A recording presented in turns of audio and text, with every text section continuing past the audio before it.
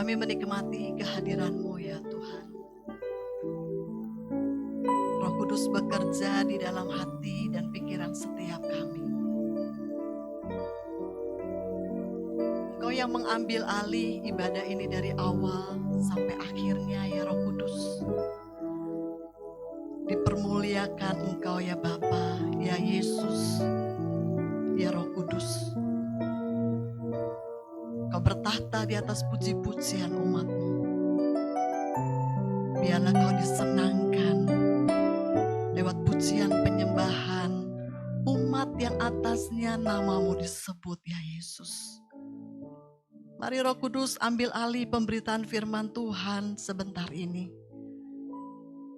Jamah hati dan pikiran setiap kami tanpa terkecuali. Dan Roh Kudus mencengkram kami, menerjemahkan setiap kebenaran kepada setiap kami tanpa terkecuali.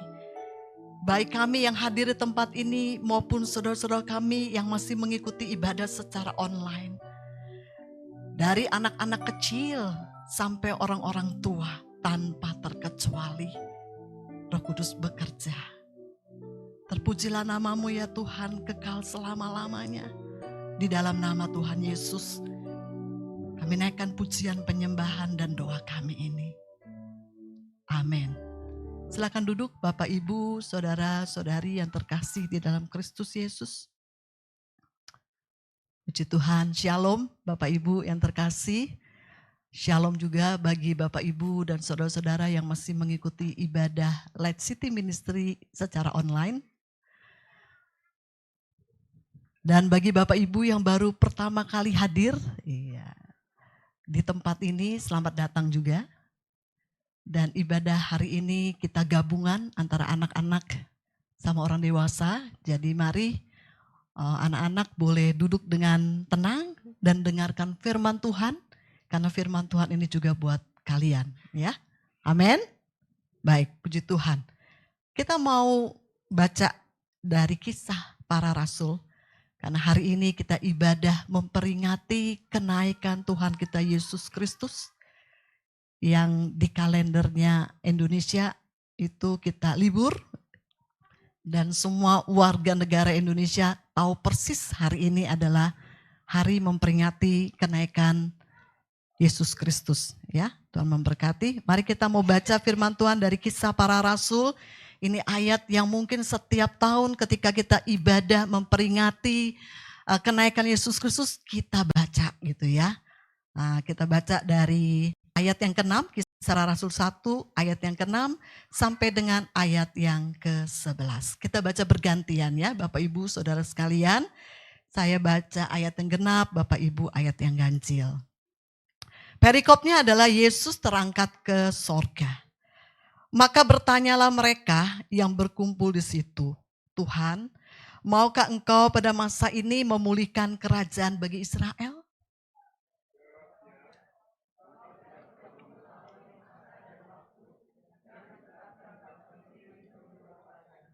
Tetapi kamu akan menerima kuasa kalau Roh Kudus turun ke atas kamu. Dan kamu akan menjadi saksiku di Yerusalem dan di seluruh Yudea dan Samaria dan sampai ke ujung bumi.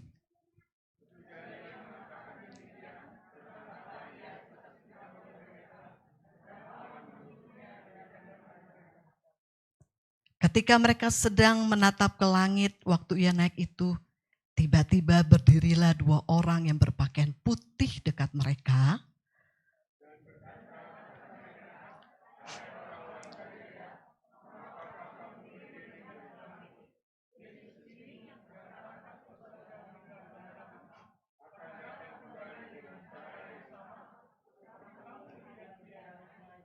Ya, Bapak Ibu, setelah Yesus bangkit dari kematian, mengalahkan kuasa maut, Yesus menampakkan diri kepada lebih dari 500 orang. Kalau kita baca di 1 Korintus 15 ayat 6, di situ dituliskan bahwa Yesus menampakkan diri kepada lebih dari 500 saudara sekaligus. Dan itu berulang-ulang selama 40 hari. Dan setelah itu dia pun terangkat naik ke surga. Ini ayat yang barusan saja kita baca. Dan disaksikan oleh murid-muridnya. Bapak Ibu, peristiwa ini menandai akhir dari pekerjaan Yesus di muka bumi. Kenaikan Yesus menandai akhir daripada pekerjaan Yesus di muka bumi ini.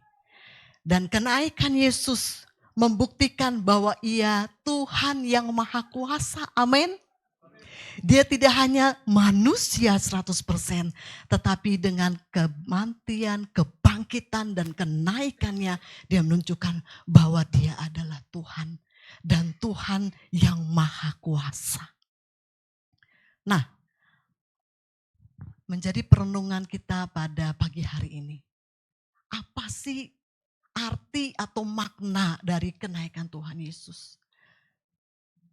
Kita mau diingatkan apa dari kenaikan atau peristiwa kenaikan Tuhan Yesus yang kita peringati setiap tahun? Saya mau bagikan 3 hal aja yang menjadi perenungan buat setiap kita tanpa terkecuali. Ya.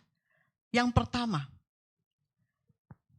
kalau kita lihat di ayat yang ke-11 dikatakan bahwa 2 orang yang berpakaian putih itu berkata kepada mereka, "Hai orang-orang Galilea, maka apakah kamu berdiri melihat ke langit? Yesus ini yang terangkat ke sorga meninggalkan kamu akan datang kembali dengan cara yang sama seperti kamu melihat dia naik ke sorga." Perenungan kita yang pertama dalam memperingati atau ibadah memperingati kenaikan Tuhan Yesus adalah mengingatkan kita. Kenaikan Yesus mengingatkan kita akan kedatangannya yang kedua kali. Coba kita baca Yohanes 14 ayat 2-3 ya. Suatu ketika Yesus ngobrol sama murid-muridnya. Dia sampai di perikop Yohanes 14 ayat 2-3. Kita baca juga ya. Ayat genapnya saya, ayat ganjilnya Bapak Ibu sekalian. Ya, kita baca sama-sama. Rumah Bapa, janganlah gelisah hatimu, percayalah kepada Elohim, percayalah juga kepadaku.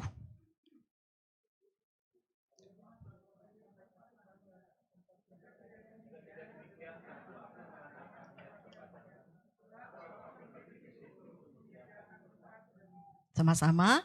Dan apabila aku telah pergi ke situ dan telah menyediakan tempat bagimu, aku akan datang kembali dan membawa kamu ke tempatku, supaya di tempat di mana aku berada, kamu pun berada. Hal pertama tentang ketika kita beribadah memperingati kenaikan Tuhan Yesus, yang menjadi perenungan kita adalah bahwa Yesus naik ke surga mempersiapkan tempat bagi setiap kita, orang-orang yang mempercayai Dia. Amin. Artinya, kedatangan Yesus kita maknai 2 hal Bapak Ibu ya. Kedatangan Dia ketika Dia memanggil setiap kita, yaitu lewat kematian. Karena sampai hari ini sudah 2000 tahun janji kedatangan Yesus itu belum terjadi. Betul? Janji kedatangan Yesus ketika nafiri Tuhan terdengar, nafiri terakhir. Lalu yang mati akan bangkit lebih dahulu dan yang hidup akan diubahkan seketika dengan tubuh kemuliaan. Sampai hari ini belum terjadi Bapak Ibu. Sampai-sampai banyak orang yang mempertanyakan tentang kedatangan Yesus. Dan juga banyak juga orang yang tidak lagi mempercayai bahwa Yesus akan datang yang kedua kali. Mereka bilang, kalau kita baca di dalam 2 Petrus 3 ayat 4 coba kita lihat ya. Mereka bilang sudah sekian ribu tahun. Nah coba kita lihat ya di dalam 2 Petrus 3 biar kita lebih jelas lagi. Kata mereka, di manakah janji tentang kedatangannya? Sebab sejak bapa-bapa leluhur kita meninggal, segala sesuatu tetap seperti semula pada waktu dunia diciptakan.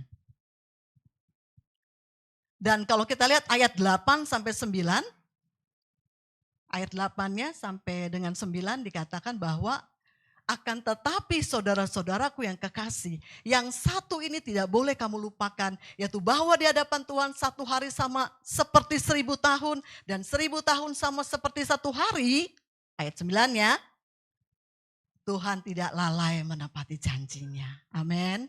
Sekalipun ada orang yang menganggapnya sebagai kelalaian, tetapi ia sabar terhadap kamu karena ia menghendaki supaya jangan ada yang binasa, melainkan supaya semua orang berbalik dan bertobat. Jadi Bapak Ibu sekalian, kita memaknai kedatangan Yesus yang kedua kalinya, itu makna pertama adalah bicara tentang kematian. Murid-murid Yesus 2000 tahun yang lalu waktu Yesus bilang, aku pergi menyediakan tempat. Karena aku mau di mana aku berada, engkau berada. Aku katakan di rumah Bapakku banyak tempat. Kalau enggak, aku enggak akan katakan itu kepada kamu. Dan mereka semua sudah mati. Artinya makna kedatangan Yesus yang kedua kali menyadarkan kita, mengingatkan kepada setiap kita bahwa jatah hidup kita di dunia itu terbatas. Dan kematian itu adalah sesuatu yang pasti. Amin. Dosa membuat manusia harus mengalami kematian. Karena lewat kematianlah kita bisa ketemu dengan Tuhan Yesus. Amin. Nggak ada cara lain. Hanya lewat kematian kita bisa ketemu dengan Bapa, dengan Yesus. Sehingga di mana dia berada, kita berada. Bapak Ibu Saudara sekalian, ini menjadi perenungan kita ketika kita ibadah kenaikan Tuhan Yesus, bahwa setiap kita itu sedang antri pada satu giliran untuk masuk di dalam kematian dan ketemu dengan Tuhan. Pemazmur mengatakan hidup manusia itu singkat. Seperti rumput tumbuh pagi, lalu petang, layu dan kisut. Pengkhotbah bilang hidup manusia itu seperti sehela tarikan nafas. Cepat. Seperti penjaga malam, waktunya selesai. Cepat. Kenaikan Yesus membuat kita merenungkan bahwa hidup kita itu sementara di muka bumi. Filipi mengatakan di dalam Filipi mengatakan bahwa kita harus menyadari kewarganegaraan kita itu ada di sorga. Sekalipun kita masih ada di muka bumi ini, kita sebagai warga negara Indonesia, kita adalah warga kerajaan sorga. Itu sebabnya kita harus mengerti. Ya, Efesus 5 ayat 15-17 mengingatkan kepada setiap kita, kalau kita menyadari, kalau kita merenungkan bahwa kedatangan Yesus yaitu berupa kematian dan hidup kita itu adalah singkat dan kita hidup di dunia ini sementara dan kita harus memasuki namanya kematian untuk ketemu dengan Yesus, maka Rasul Paulus sempat memberikan nasihat kepada jemaat Tuhan yang ada di Efesus, yaitu apa? Karena itu perhatikanlah dengan seksama bagaimana kamu hidup. Janganlah seperti orang bebal, tetapi seperti orang arif. Ayat ke-16 saya mengatakan, dan pergunakanlah waktu yang ada, karena hari-hari ini adalah jahat. Sebab itu janganlah kamu bodoh, tetapi usahakanlah supaya kamu mengerti kehendak Tuhan. Jadi Bapak Ibu Saudara sekalian, kalau kita mengerti, kita merenungkan kedatangan Yesus, karena kita menantikan kedatangan Yesus yang kedua kali. Dalam hal ini bicara tentang kematian, karena setiap kita akan memasuki atau mengalami, dan pasti kita akan mengalami yang namanya kematian. Maka perhatikan cara hidup kita Bapak Ibu. Perhatikan cara hidup kita. Setiap kita diberikan waktu 24 jam. Tidak ada yang lebih, tidak ada yang kurang. Itulah keadilan Tuhan. Bagaimana 24 jam itu kita pergunakan. Kalau kita tahu bahwa hidup kita ini, satu hari kita akan kembali kepada Tuhan. Dan kita tahu bahwa hidup kita ini sudah dibeli lunas oleh darah Yesus. Alkitab mengatakan hidup kita ini bukannya kita lagi, tetapi milik Kristus. Maka pergunakanlah waktu 24 jam yang Tuhan Yesus berikan kepada kita. Untuk apa? Untuk menjadi bijak, untuk memuliakan Tuhan, untuk hidup berkenan kepada Tuhan. Rasul Paulus pernah menasehatkan kepada orang-orang muda, yaitu anak rohaninya Timotius. Dia katakan apa? Hai Timotius, jauhilah nafsu orang muda. Tetapi kejarlah ini, kebenaran, keadilan, kasih persaudaraan. Kejar. Saudara, saya mau katakan dunia membaliknya. Iblis menipu membaliknya. Apa yang disuruh kejar? Kejar nafsu orang muda. Hai orang muda, kalian tahu apa tuh nafsu orang muda? Kejar. Itu iblis bilangnya gitu. Jauhi kebenaran. Enggak usah suka sama kebenaran. Firman Tuhan katakan Yesus adalah kebenaran. Firman Tuhan adalah kebenaran. Di dalam Yesus ada kebenaran. Karena Yesus adalah kebenaran. Artinya di dalam Yesus tidak ada dusta. Kalau Efesus aja mengatakan perhatikan cara hidup kita. Tidak hanya anak muda. Tapi juga setiap kita tanpa terkecuali. Kita dinasihati oleh firman Tuhan. Untuk memperhatikan cara hidup kita. Untuk apa? Untuk kita mengejar apa yang Tuhan mau dalam hidup kita. Untuk kita boleh memasuki kekekalan. Yang akan kita bawa di kekekalan Bapak Ibu Saudara sekalian.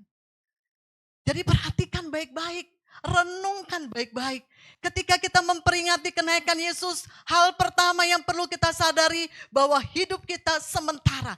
Baik itu kedatangan dengan kematian maupun kedatangan Yesus yang kedua kali. Orang pada banyak bilang tanda-tanda zamannya, lihat udah semakin gencar, peperangan semakin banyak. Dulu perang dunia pertama juga orang bilang Yesus sudah mau datang, enggak datang juga. Perang dunia kedua, sekarang sampai orang-orang bilang jangan-jangan akan terjadi perang dunia ketiga. Dan akhirnya sudah, who knows? Enggak ada yang tahu Bapak Ibu, yang tahu adalah Tuhan. Kita enggak perlu pusing. Saya ingat waktu SMA, saya pernah dengar gitu loh ya, bahwa ada hamba Tuhan yang mengatakan tanggal sekian, bulan sekian, tahun sekian Yesus datang. Saya nggak tahu Bapak Ibu pernah dengar gak? Saya pernah dengar tuh. Bahkan saya pernah dengar ada sekelompok orang menjual semua hartanya, nunggu di puncak, nunggu di tempat yang tinggi. Karena Yesus akan datang dan mengangkat setiap mereka. Nggak kejadian tuh. Jadi artinya kita nggak usah pusing tentang hari, waktu, bulan, tahun. Karena waktunya Tuhan bukan waktunya kita. Matematikanya kita beda dengan matematikanya Tuhan. Jadi gak usah pusing dalam menghitung kapan Yesus datang. Yang pusing atau yang harus kita perhatikan adalah perhatikan cara hidup kita. Itu yang penting Bapak Ibu Saudara sekalian. Jangan kita berpikir saya masih muda, saya masih kuat, saya masih punya ini, saya masih punya itu, saya pasti panjang umur. Firman Tuhan bilang ada seorang kaya, tenanglah jiwaku, kekayaanku di gudang. Malam hari itu juga dipanggil sama Tuhan. Berapa banyak anak-anak yang meninggal dipanggil sama Tuhan. Berapa banyak orang yang menjaga kesehatannya. Banyak uang dihabiskan untuk membeli vitamin, fitness, hidup sehat. Mati juga. Yang muda lagi.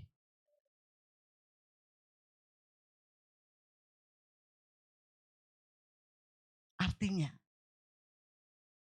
hal pertama yang perlu kita taruh di hati dan pikiran kita Bapak Ibu. Perhatikan hidup kita. Perhatikan. Yesus tuh gak pernah maksa soalnya. Yesus hanya suruh pertimbangkan. Kalau kamu lakukan ini pertimbangkan. Ini firman Tuhan. Alkitab mengatakan bahwa tubuhmu adalah baitnya Roh Kudus. Kalau tubuhmu itu adalah baitnya Roh Kudus, berhakkah kita mengotorinya dengan narkoba kah, narkolema kah, rokok kah, apalagi minuman-minuman keras, pornografi kah, pikiran-pikiran kotor, hasrat yang tidak terkendali, nafsu hasrat yang tidak terkendali, yang sepertinya menguasai hidup kita. Pantaskah itu kalau kita bilang bahwa tubuh kita adalah baitnya Roh Kudus?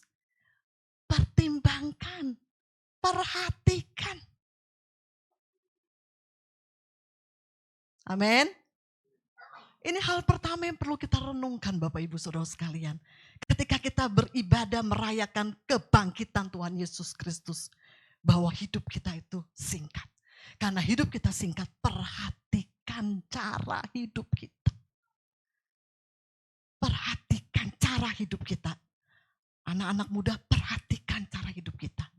Apa yang harus dikejar, itulah yang kita kejar. Apa yang harus dijauhkan, jauhi dalam hidup kita. Kita akan mengalami kebahagiaan sejati, Bapak Ibu Saudara sekalian. Betul. Uji aja firman Tuhan. Ya, uji. Karena ini yang berkata adalah sang kebenaran. Yesus yang pernah menjadi manusia. Dia pernah mengalami apa yang kita alami. Dia pernah merasakan apa yang kita rasakan. Itu sebabnya dia berikan firman Tuhan. Dia berikan nasihat. Perhatikanlah cara hidup kita. Perhatikan itu bukan berarti kita bengong, diem, no action. Perhatikan itu artinya ada sesuatu yang kita lakukan, ada sesuatu yang kita ubah. Selaraskan pikiran kita, hati kita kepada firman Tuhan. Sehingga kita akan bertumbuh dan kita akan berbuah. Amin. Selaraskan pikiran dan hati kita dengan apa? Bukan dengan pendeta kita semata-mata, bukan dengan apa kata dunia. Bukan apa kata filosofi dunia. Tetapi selaraskan pikiran dan hati kita dengan firman Tuhan. Makanya kalau gak pernah baca firman Tuhan, gimana mau menselaraskan pikiran dan hati kita dengan firman Tuhan. Baca Alkitabnya cuma seminggu sekali. Apalagi berdoa tiap hari. Tapi doanya, lindungi perjalanan aku, mau sekolah, mau kuliah, mau kerja. Pulang doa lagi, terima kasih aku udah dilindungi. Pulang sekolah, pulang kuliah, pulang kerja. Malam, lindungi aku biar mau tidur nyenyak, mimpi dengan indah. Bangun tidur, terima kasih aku sudah mimpi indah dan bangun tubuh yang sehat. Halo? Tapi kalau kita belajar firman Tuhan, kita mencintai firman Tuhan. Kejar kebenaran, cintai firman Tuhan, hasrati firman Tuhan Bapak Ibu. Kenapa? Karena firman Tuhan itu kebenaran. Itulah yang akan kita bawa kepada kekekalan. Tidak hanya kita bawa kekekalan, di bumi ini kita akan mengalami keubahan yang akan membawa pertumbuhan iman kita kepada Kristus. Amin. Itu hal pertama yang perlu kita renungkan ya. Coba renungkan gitu ya. Jangan tiap tahun ibadah kenaikan Tuhan Yesus, lo masih seperti dulu. Lagunya cuma itu, aku masih seperti yang dulu. Kagak ada perubahan. Bertobat. Amin. Ganti lagunya. Ya, ganti lagunya. Nah, yang senyum-senyum pasti ngerti dah. Ya, yang senyum-senyum ya. Tapi kalau yang enggak senyum ya ngerti juga. Puji Tuhan ya. Hal kedua, kita baca Kisah Rasul yang tadi ya. Ayat 4 sampai 5 saja. Ya. Kita baca Kisah Rasul 1 ayat 4 sampai dengan 5. Hal kedua, pada suatu hari ketika ia makan bersama-sama dengan mereka, Yesus melarang mereka, murid-muridnya, meninggalkan Yerusalem dan menyuruh mereka tinggal di situ menantikan janji Bapa. Yang demikian katanya, telah kamu dengar daripadaku. Sama-sama yuk ayat yang kelima. Sebab Yohanes membaptis dengan air, tetapi tidak lama lagi kamu akan dibaptis dengan Roh Kudus. Ayat 8-nya kita baca sama-sama, 2 ya. Tetapi kamu akan menerima kuasa kalau Roh Kudus turun ke atas kamu, dan kamu akan menjadi saksiku di Yerusalem dan di seluruh Yudea dan Samaria dan sampai ke ujung bumi. Hal yang kedua, kenaikan Yesus membuat Roh Kudus turun. Amin. Apa yang dijanjikan Yesus diberikan, digenapi pada hari kenaikan Tuhan Yesus. 10 hari kemudian Roh Kudus turun di loteng sebuah tempat di Yerusalem ketika murid-murid Yesus lebih kurang 120 orang berdoa menanti-nantikan janji Bapa tentang Roh Kudus. Bapak Ibu Saudara sekalian, hal pertama tadi ingat bahwa masa hidup kita singkat. Hal yang kedua kita diingatkan bahwa kita adalah saksi Kristus. Kenapa? Karena Yesus punya perintah buat setiap kita tanpa terkecuali.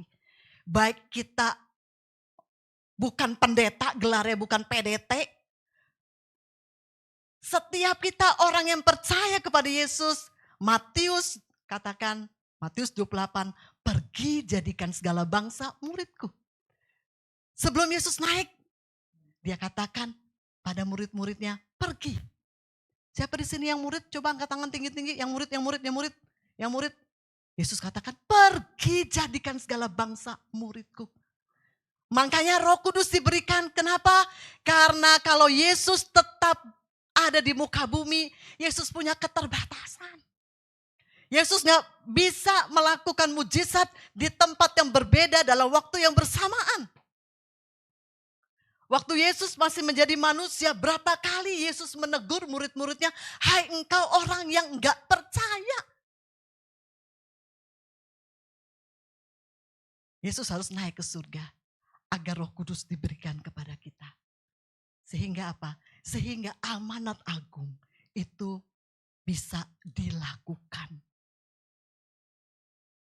Karena apa? Karena kuasa Tuhan yang memampukan kita. Kuasa Tuhan yang menjadikan kita bisa menjadi saksi. Ketidakhadiran Yesus membuat kita next level dalam hal iman. Tadi Papa ada sharing apa dia dapat ketika berdoa untuk ibadah hari ini. Yang tadinya murid-muridnya lihat Yesus, andalannya Yesus, imannya taruhnya ke Yesus. Tapi ketika Yesus naik ke surga, sekarang siapa yang dia mau andalkan? Siapa yang murid-murid mau andalkan? Yesus sudah gak ada bersama-sama dengan mereka. Yesus pernah bilang sama Thomas, berbahagialah orang yang tidak melihat tetapi percaya. Amin. Saudara dan saya, kita berbahagia karena kita tidak melihat Yesus secara fisikly, tetapi kita percaya. Artinya apa? Kita sedang dibawa pada level yang naik. Yaitu apa level? Mempercayai Yesus melalui karya Roh Kudus yang diberikan kepada setiap kita. Itu sebabnya kenapa setiap orang yang percaya kepada Yesus harus mengalami baptisan Roh Kudus. Kenapa? Karena Roh Kudus itulah yang memampukan kita menjadi saksi. Baik kita yang ada di sekolah, baik kita yang ada di kampus, baik kita ada yang di kantor, baik kita sebagai ibu rumah tangga, baik kita sebagai apapun profesi kita dan posisi kita, tapi karena kita bersama dengan Roh Kudus, kita bisa menjadi saksinya Kristus. Amin. Bahkan dari anak-anak sekalipun, ya. Kalau anak-anak sungguh-sungguh di dalam Tuhan, mengalami Kristus, mereka bisa dipakai untuk kemuliaan Tuhan. Amin. Alkitab mencatat dari mulut bayi-bayi, bahkan bayi-bayi menyusu, Tuhan meletakkan dasar kekuatan untuk apa? Untuk membungkam musuh. Roh Kudus dicurahkan tidak hanya untuk orang-orang dewasa, tetapi Roh Kudus juga dicurahkan untuk anak-anak. Karena Yoel sudah menubuatkan bahwa pada akhir zaman Roh Kudus akan dicurahkan tidak hanya kepada orang-orang dewasa, kepada hamba, tetapi juga kepada anak-anak, bahkan anak-anak yang menyusu sekalipun. Amin. Jadi hal kedua yang menjadi perenungan kita ketika kita merayakan atau memperingati kenaikan Yesus adalah bahwa Roh Kudus turun dan Roh Kudus memenuhi setiap kita. Dan memimpin kita, membuat kita bisa menjadi saksi Kristus dan menyelesaikan amanat agungnya. Kita harus mengerti Bapak Ibu Saudara sekalian, ketika kita lahir baru, kita punya tujuan baru dalam hidup ini. Amin. Kita harus mengerti kita punya amanat agung, perintah Tuhan. Ini perintah yang bukan sekedar himbauan ya. Ya kalau bisa kau pergilah sampai ke ujung bumi, beritakan kabar baik. Enggak. Yesus katakan pergi. Satu perintah, pergi. Satu perintah yang dia sampaikan sebelum dia berpisah kepada murid-muridnya. Satu perintah yang sangat urgent. Pergi, jadikan segala bangsa murid. Tidak semua kita dipanggil menjadi PDT. Tidak semua kita dipanggil menjadi gembala. Tapi setiap kita dipanggil menjadi hamba Tuhan. Amin. Sekalipun kita ada di kampus, sekalipun kita ada di sekolah, sekalipun kita ibu rumah tangga, sekalipun pendidikan kita mungkin tidak tinggi, sekalipun kita nggak punya apa-apa, mungkin kita bilang saya nggak punya apa-apa. Tapi saudara dan saya dipanggil sebagai hamba Tuhan. Untuk apa? Lewat mulut kita, lewat kesaksian hidup kita, lewat kisah hidup kita, kita menceritakan tentang Kristus yang sudah merubah hidup kita. Itulah menjadi saksi. Amin. Jadi nggak perlu sekolah PDT atau STH dulu, baru bisa menceritakan kisahku kesama Tuhan. Alami Kristus, itulah kita bisa saksikan kepada banyak orang. Amin. Itu hal kedua yang perlu kita renungkan ketika kita merayakan atau memperingati kenaikan Tuhan Yesus. Bahwa Roh Kudus sudah diberikan. Saudara, kita bukan lagi menanti-nantikan Roh Kudus gitu ya. Kalau nanti kita akan ada doa 10 hari mulai esok hari. Bukan doa menantikan Roh Kudus. Roh Kudus udah dicurahkan 2000 tahun yang lalu gitu ya. Tapi kita mau mengalami intimasi dengan Roh Kudus. Kita mau dapatkan pengajaran, impartasi tentang siapa itu Roh Kudus. Sehingga kita bisa menjadi orang-orang yang punya semangat, punya gairah dalam memuji Tuhan, menyembah Tuhan, dalam berdoa, dan juga dalam melakukan firman Tuhan, dan membaca firman Tuhan. Amin. Jadi kalau nanti ada 10 hari doa, jangan berpikir, Roh Kudus udah dicurahkan, ngapain kita doa 10 hari. Saudara, doa 10 hari yang akan diadakan adalah doa intimasi dengan Roh Kudus. Tadi saya udah kasih tahu, poin pertama, perhatikan hidup kita. Gunakan waktu yang ada. 10 hari mah singkat. Kita berapa jam setiap hari sepanjang 1 tahun ini, berapa lama coba hitung waktu kita habis dengan gadget. Entah nonton drakor, entah main game, entah scroll-scroll chat-chatan, lihat FB, lihat IG. Berapa coba hitung setahun, berapa kalau dihitung tuh berapa bulan gitu loh ya. Bu, ini cuma 10 hari. 10 hari yang menentukan hari-hari berikut kehidupan kita secara rohani dan secara lahiriah. Kalau sampai gak datang, kebangetan. Amin. Amin. Cuma 2 orang yang amin. Haleluya, puji Tuhan. Hal yang ketiga, yang terakhir. Ya, kayaknya yang pengerjanya aja yang datang nih ya. Yang amin cuma 1-2 orang ya. Saudara harus lihat bahwa inilah cara Tuhan memakai para pemimpin gereja ini. Memfasilitasi, mengadakan doa intimasi dengan Roh Kudus. Kalau saudara belum mengerti tentang Roh Kudus, apalagi belum penuh Roh Kudus, wah itu harusnya, yes 10 hari saya mau datang setiap hari gitu loh ya. Hal yang ketiga, yang menjadi perenungan kita ketika kita merayakan kenaikan Yesus yang kedua, kenaikan Yesus, dan kita menanti-nantikan kedatangan Yesus, yaitu bahwa Yesus naik ke surga, dia bukan nganggur Bapak Ibu. Alkitab mengatakan dia menjadi pengantara, dia menjadi pembela kita. Coba kita lihat Roma 8 ayat 34. Saudara tahu ya bahwa iblis itu seperti singa mengaum-ngaum. Iblis itu penuntut. Iblis itu mengintimidasi. Kalau bisa setiap hari dia mengintimidasi kita. Wah, kamu kemarin kan jatuh. Kamu kemarin marah-marah. Kamu gak layak berdoa. Kamu gak bisa menyembah Tuhan. Udah kamu di rumah aja, gak usah ibadah. Kamu ibadahnya online aja. Sorry ya yang lagi online ya, bukan menyinggung gitu ya. Iblis menuduh kita dengan tuduhan-tuduhan. Padahal kita sudah mengalami kasih karunia Tuhan. Dosa-dosa kita sudah diampuni. Tapi iblis nuduh kita, udah jangan, kamu gak layak. Kamu gak layak, udah kamu di rumah aja. Kamu diam aja di rumah, udah kamu gak layak. Kamu gak bisa melayani, kamu gak bisa bersaksi. Kamu orang pendidikannya juga rendah, udah gak. Nah iblis itu penuntut. Saudara saya mau kasih tahu, iblis itu berusaha untuk terus menuntut hidup kita.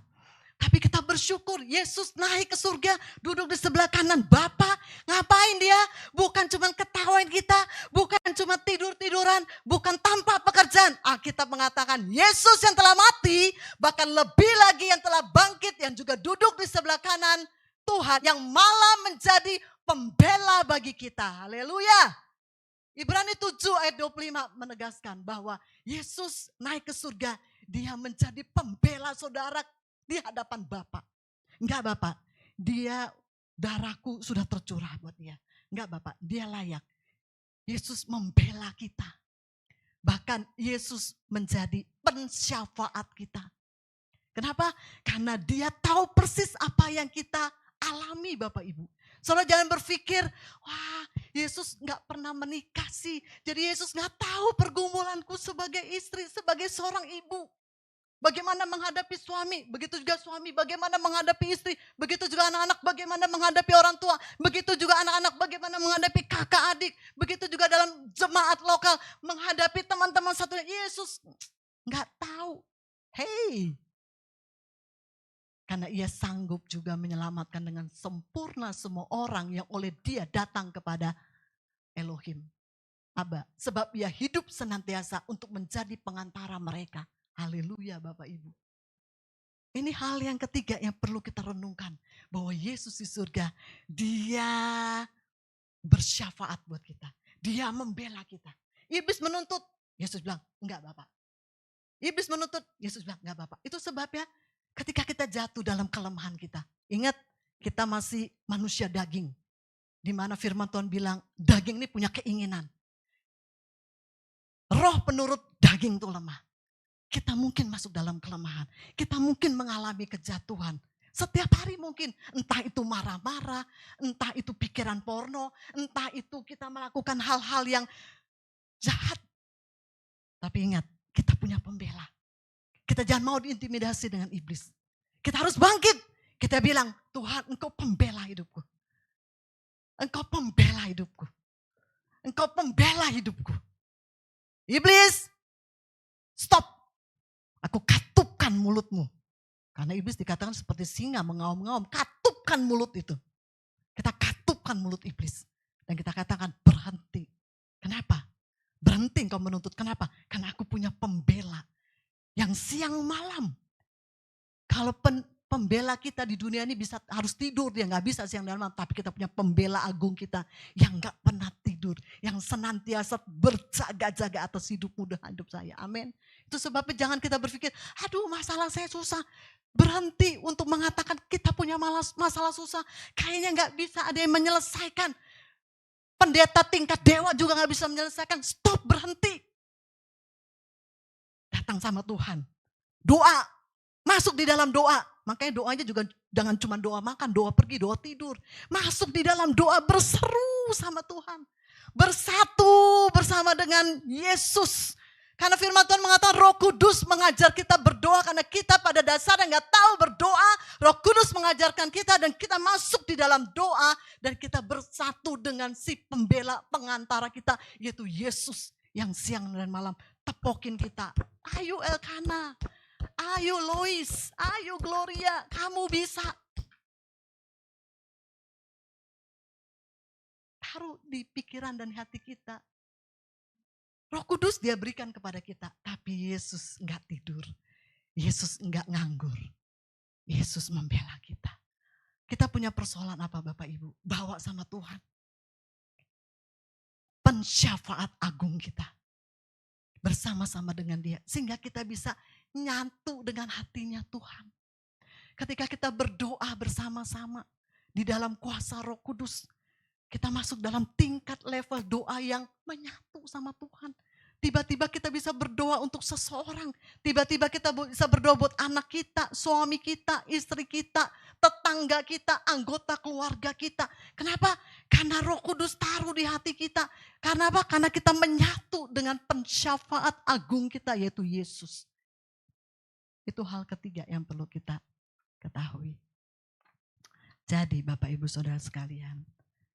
Perenungan kita di ibadah memperingati kenaikan Yesus. Kita harus menyadari bahwa hidup kita sementara. Ya. Waktu kedatangan Yesus nggak ada satupun yang tahu. Tapi yang pasti dia datang. Baik datang lewat kematian kita, atau dia datang benar-benar kita diubahkan. Who knows, nggak ada yang tahu. Tapi ingat, kita punya waktu terbatas di muka bumi ini. Amin. Yang kedua, Roh Kudus turun, dia berikan penolong. Saudara, Roh Kudus itu penolong loh buat kita. Saudara gak pernah ditinggalkan sebagai yatim, kata firman Tuhan. Ada Roh Kudus. Sadari kehadiran Roh Kudus dalam diri kita. Itu penting Bapak Ibu. Sadari kehadiran Roh Kudus dalam hidup kita. Karena dia menolong kita. Dia mengingatkan kita. Dan yang ketiga, Yesus pembela kita. Apa masalah kita? Jangan khawatir. Bawa kepada Sang Pembela kita. Bersyafaat bersama-sama dengan Yesus. Karena apa? Karena kerinduan dia semua orang diselamatkan. Amin. Biarlah 3 hal ini menjadi perenungan kita pada pagi hari ini. Itu dilakukan semuanya karena apa? Saya percaya karena begitu besarnya kasih Yesus sama kita. Amin. Begitu besarnya kasih Yesus. Dia tidak hanya memberikan Yesus untuk lahir, tetapi dia juga memberikan Roh Kudus, dan dia sampai hari ini menjadi pembela dan syafaat buat setiap saudara dan saya. Itu sebabnya jangan merasa sendirian. Jangan merasa gue sendiri yang paling berat persoalannya. Jangan. Tapi bawa sama Tuhan. Amin. Dan biarlah hati kita, hidup kita menyenangkan hati Tuhan. Ini menjadi hasrat kita. Betul gak? Ini menjadi hasrat kita harusnya dalam hidup kita ini. Kenapa? Keren banget gitu loh ya. Keren banget kita udah punya jaminan keselamatan kalau kita mati. Keren banget Roh Kudus menolong kita sepanjang kita hidup di muka bumi ini. Kita gak sendirian. Dimampukan kita untuk menang. Dan yang ketiga, kita punya pembela. Sampai akhir hidup kita, dia membela hidup kita. Sampai kita ketemu muka dengan muka. Hebat gak Yesus? Hebat. Sayang dia sama kita. Yuk dong diresponi dengan sayang sama dia. Ya. Amin. Sehingga kita bilang, yang ku mau hanya untuk menyenangkan hatimu. Dan biarlah seluruh hidupku berkenan kepada Tuhan. Sampai apa? Sampai Yesus datang kedua kalinya dalam hidupku. Kita selesaikan tugas Tuhan. Nama Tuhan dipermuliakan. Amin. Mari kita tundukkan kepala. Kita mau merenungkan 3 hal yang kita dapat pada pagi hari ini. Yang kita akan renungkan, kita responi dengan cinta kita kepada Yesus. Yang sudah memberikan segala-galanya buat kita. Karena begitu besarnya kasih kita, dia berikan anaknya Yesus. Mati, bangkit, dia naik ke surga. Dan dia kerjakan sampai hari ini pembelaannya buat kita. Dia berikan Roh Kudus. Wow, Roh Kudus dahsyat. Kita gak pernah sendirian. Jangan ada di antara kita yang merasa sendirian. Mungkin ada di antara kita punya pergumulannya begitu berat. Yang kelihatannya udah gak bisa dipikirkan dengan pikiran yang jernih. Saya mau kasih tahu, firman Tuhan katakan ada Yesus. Ada Roh Kudus. Ada pembela kita. Datang sama dia. Jangan mengasihani diri sendiri, tetapi datang sama Yesus. Panggil Yesus, masuk di dalam pujian penyembahan kepada Tuhan. Dan berdoa bersyafaat. Dan alami kemenangan.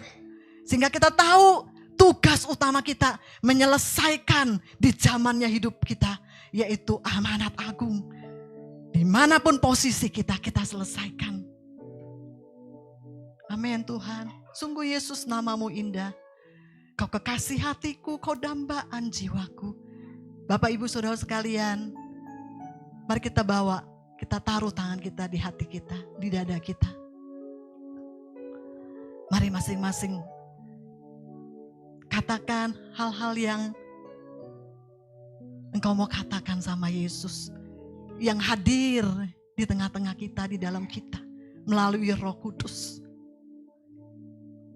Kita gak lihat dia secara fisik karena dia sudah naik di surga. Dia naik ke surga. Tetapi Roh Kudus dia berikan, dia ada, dia ada, dia ada. Rasakan dia ada bersama, dia bergerak di dalam engkau. Dia bicara di dalam engkau. Dia merasakan apa yang engkau rasakan. Dia tahu persis apa yang menjadi pergumulanmu. Katakan Roh Kudus. Yesus, namamu indah, kau kekasih hatiku, kau dambaan jiwaku.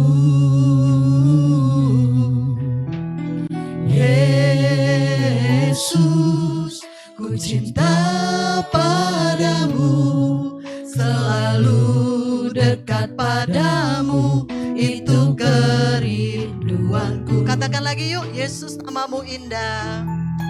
Yesus, masih taruh tanganmu di dadamu, rasakan cinta kita yang mula-mula sama Tuhan Yesus. Kau dambaan jiwaku. Nyanyikan dengan hati yang bersungguh-sungguh. Yesus, ku cinta padamu, selalu dekat padamu, itu kerinduanku. Ini yang ku mau, hanya menyenangkanmu. Biarlah seluruh hidupku berkenan kepadamu.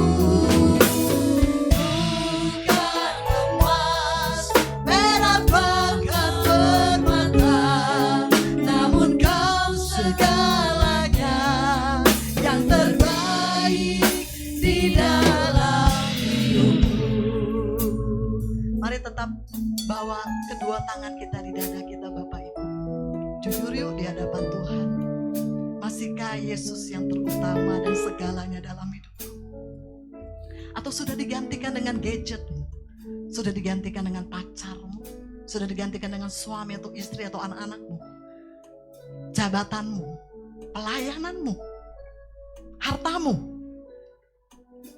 Investasimu? Yuk, jujur sama Roh Kudus, karena Roh Kudus hadir. Kalau ternyata sudah mulai melenceng ke perkara-perkara yang Rasul Paulus katakan kepada Timotius untuk dijauhi, bertobat. Dan kita bilang, yang ku mau hanya menyenangkanmu, biarlah seluruh hidupku berkenan kepadamu. Bukan emas, perak, bahkan permata, namun kau segalanya yang terbaik di dalam. Oh, yang ku mau,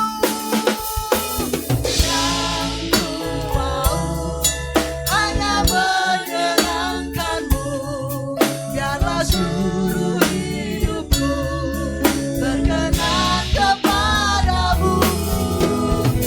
Bukan emas, perak, bahkan permata, namun kau segalanya yang terbaik di dalam. Yesus kau segalanya, Yesus kau segalanya yang terbaik di dalam. Yesus kau segalanya yang terbaik di dalam hidupku.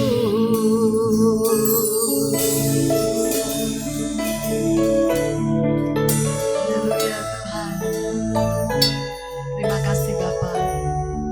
Terima kasih ya Roh Kudus untuk firman-Mu yang mengingatkan setiap kami tanpa terkecuali, dari anak-anak sampai orang dewasa. Karena Engkau mengasihi kami, karena Engkau mencintai kami Tuhan. Engkau gak mau satupun dari kami terhilang. Itu sebabnya Kau nasihati kami dengan firman-Mu yang berkuasa. kuasa. Ku berdoa biarlah firman Tuhan itu terus diingatkan kepada setiap kami lewat Roh-Mu yang kudus itu Tuhan. Ingatkan terus kami ya Roh Kudus.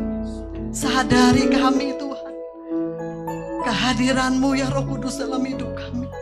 Kalau selama ini kami membiarkan kuasa-Mu bekerja dalam diri kami, hati nurani kami sepertinya mati Tuhan. Tapi pada pagi hari ini kami mau katakan, Roh Kudus, kami mau izinkan Kau berkarya. Kami mau aktifkan kuasa-Mu ya Roh Kudus, pribadi Roh Kudus dalam hidup kami. Sehingga apapun yang kami hadapi hari-hari ke depan, pergumulan seberat apapun yang kami hadapi, kami tidak pernah sendirian dan kami nggak pernah takut menghadapinya. Kami tidak akan kehilangan pengharapan kami Tuhan, kasih kami Tuhan, iman kami Tuhan. Melainkan kami akan bertumbuh di dalam iman, kasih dan pengharapan kami Tuhan. Untuk setiap pergumulan-pergumulan kami, setiap tantangan-tantangan ke depan kami. Sehingga kami tetap bisa melakukan amanat agung dalam hidup kami. Dan kami katakan di akhir ketika Engkau panggil kami, ketika Engkau datang kedua kali dalam hidup kami sudah selesai Tuhan. Aku sudah selesai. Aku sudah menyelesaikannya. Aku sudah menyelesaikannya. Aku sudah menyelesaikannya. Haleluya Tuhan. Haleluya Tuhan. Haleluya Yesus. Taruh hasrat di hati kami Tuhan, untuk kami boleh masuk 10 hari berdoa bersama-sama. Bukan karena kami punya pergumulan, bukan, tapi karena kami mau ketemu sama Tuhan. Kami mau mengalami persekutuan bersama saudara seiman dan persekutuan dengan Roh-Mu yang kudus. Mari Roh Kudus Engkau bekerja. Mari Roh Kudus Engkau bekerja. Amin Tuhan. Terima kasih Bapa. Terima kasih Tuhan. Terima kasih Yesus. Terima kasih Bapa. Terima kasih Tuhan. Terima kasih. Mari masing-masing kita ambil saat teduh di hadirat Tuhan. Rasakan pelukan Roh Kudus dalam hidup setiap saudara. Pelukan yang Dia mau katakan, bebanmu aku pikul. Aku bersyafaat untuk setiap pergumulanmu.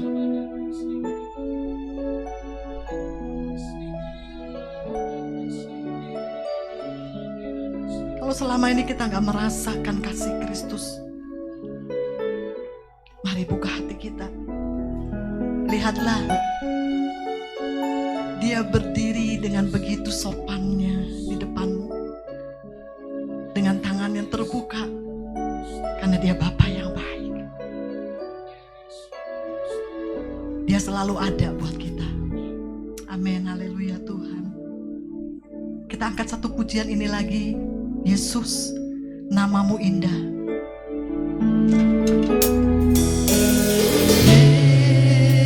Yesus, namamu indah. Kau kekasih hatiku, Kau dambaan jiwaku.